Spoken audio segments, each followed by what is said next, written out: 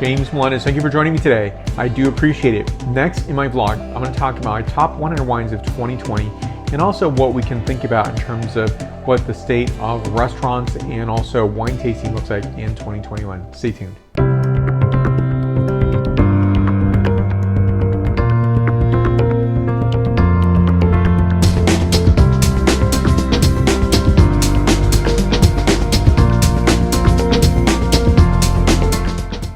Please hit the button to subscribe to this channel if you haven't done so already. And if you already have, thank you so much. Santé to you. I do appreciate it. And also that's where the like button is. So please hit that button. So 2020 has been a terrible year for many people. And, almost nothing has been unscathed, untouched. But, I still try to move forward and look at what I tasted this year in 2020. So I'll talk about the assembly of my top 100 list. It's always one of my most, looked at articles that I write every single year, and something that I very much enjoy doing. I would say it also comes down to a bit of pain. It's not easy to do. This year was no exception. It was much more difficult to put together, to assemble, simply because I had very few resources to taste this year. Now, I did attend about 5 events this year. I was able to put foot on ground in Alba, Italy, and also Germany, and so I was excited to do that. Can't believe that. That felt like 5 to 10 years ago, even though it was in this year, 2020. What was very fascinating is I could only taste from, sometimes where I taste wines is at an event. So that's where I can be able to taste so many different wines. And so this year was cut down quite a bit. Yes, there were virtual wine tastings, and there were experiences that could add to my total wine tasting capability. So what I tasted from this year was the Grandi Langhi as well as the Nebbiolo Prima. So that was in Alba, Italy. I was very excited to be invited to taste and to judge wines as well, and to get that experience. And definitely no stranger to me are the wines of Piemonte and the Nebbiolo, the Barbaresco, Barolo wines, the Borrero, Arnese, the Dolcetto, the Barbera. There's so many wines, beautiful wines. Chardonnay is fantastic, as well as sparkling wines from the region. So it was an amazing experience. And also right before the lockdown was the Oregon Wine Trail. The Oregon Wine Trail to me was the experience. Of course, I love Oregon wines. Very nice to have experienced that. But it was feeling like it was the end. That was it. And that was one where I just thought, this is it. We're not going to do this anymore. And I can't believe we're in public. And so things were going to come to an abrupt end, and we didn't know that until the day that, or day before the SIP was issued. I did taste from producers, also from the consortiums in Italy in particular, also tasting, from importers, also tasting from relationships that I've had from distributors. So it's nice to have those relationships. Otherwise, I wouldn't have tasted as much.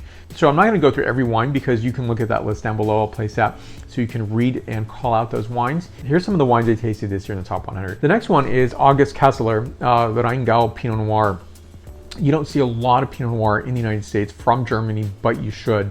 I think it's a fantastic region. The Rheingau German Pinot Noir is stellar, sterling, gorgeous, beautiful, and something that I think is an undiscovered wine country for Pinot Noir, Blauburgunder, as well as Spitzburgunder. Then there is, I'm just thinking of Dolcetto in general.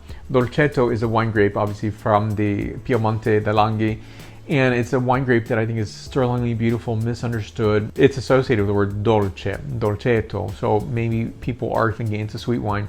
And some people have talked about that before, of course.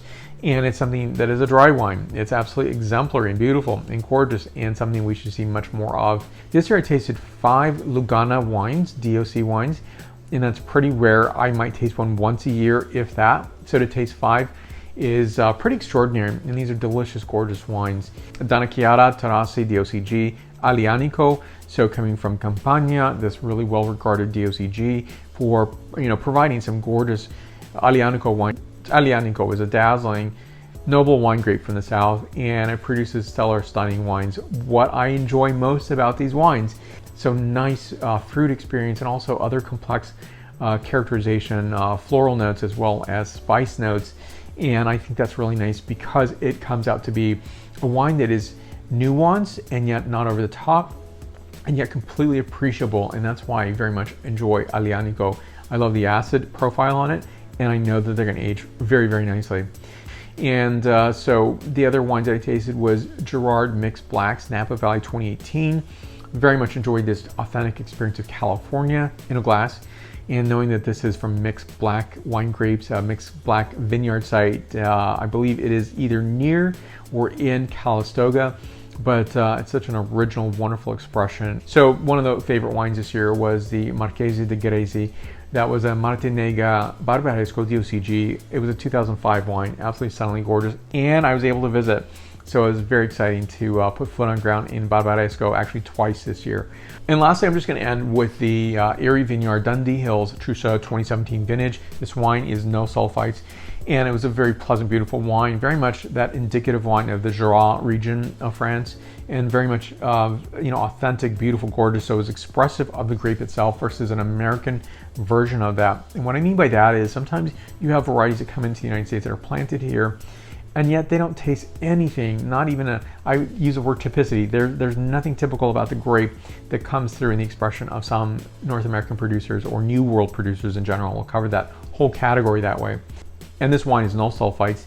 And to me, sometimes when you have a non-sulfite wine, it definitely tastes like it. It definitely smells like that. This wine does not.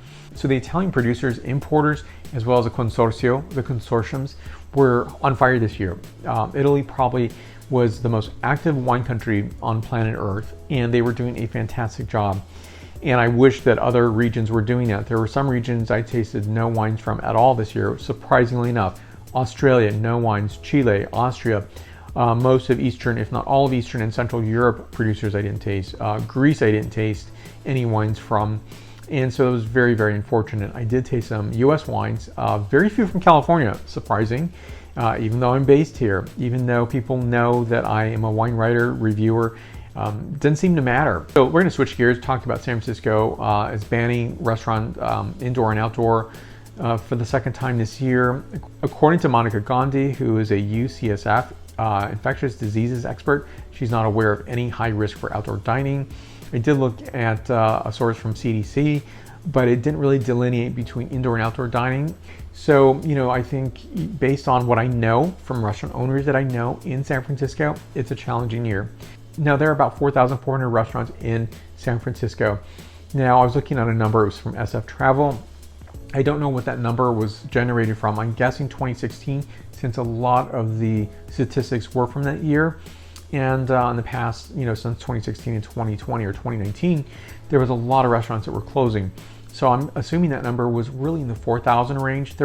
So there were not enough new restaurants in the past 4 years, 5 years that would outpace the number of restaurants that were closing. So I think, you have maybe 400 that were gone and closed permanently. So the number of closures in San Francisco aren't truly known. I was looking for a percentage or even a number. I do have a list that I created, and I think that actually the list is correct, but it's actually many more restaurants in addition to that. So I don't know the exact number of closures. There's going to be no new net restaurants, that's hard to say, in San Francisco now, and possibly the near future, maybe the long-term future. It's really hard to tell. According to the National Restaurant Association, 100,000 restaurants have closed in the US as of September 2020. And I do believe, I'm hopeful on this, is that some of those restaurants that were closed down, there will be some that will replace them. Some will be reopened somehow. But I think, that 100,000 will go away. They're not going to come back. And that's a very sad thing. There's a difference between how restaurants operate in San Francisco, Bay Area, maybe New York City as well, compared to other places that don't have such pressures on the real estate. And while a huge number of people moved away from San Francisco, 89,000, according to Business Insider, moved away in 2020. You can feel it out there. It definitely feels like so many people have gone away. So in the course of less than a year, so the city went from a housing crisis to one where there is going to be a permanent vacancy. I do believe that there's not going to be any sense of cutting down the rents and lease rates for restaurants or people to live in. That's going to remain high. So I think some long-standing restaurants in San Francisco, legacy restaurants, will close down. I'm not going to speculate on which ones, but I definitely will not be surprised if that happens. So the trade convention business in San Francisco, tech conferences are going to go away. I think this year was a proving ground. It showed that you could do without them, that expense, as well as have more people attend virtually. So that's going to happen. I do believe that San Francisco tourism will decrease significantly. There's not going to be a reason to come here. And for many reasons, San Francisco has some existing problems that were prior to COVID. and those are going to be magnified much more so in the future. Also, there's not going to be, reasons to come to San Francisco beyond maybe tourist sites, and that's going to be not enough to, get people to come back. They will go to Napa, however, so I'm very hopeful for Napa and Sonoma County. They will rebound, maybe not to 2019 levels, but at some point they will. San Francisco used to be a wine capital, so there'd be many wine events for trade and consumer as well. So that, people visiting from, European old world wine regions would come here to, showcase their wines. I don't think that's going to happen. I think that may go up to Napa, believe it or not, because that's where a lot of importers are based. So, a lot of the community has gone away, SOMs, including wine writers. So I think that's really going to be something where I'm not going to be able to taste wines that I did in 2019. That day is gone and over. I'll just have to figure out a new way. But I'm hopeful at some point there's going to be a pent-up demand both in travel, not just for San Francisco, but around the world.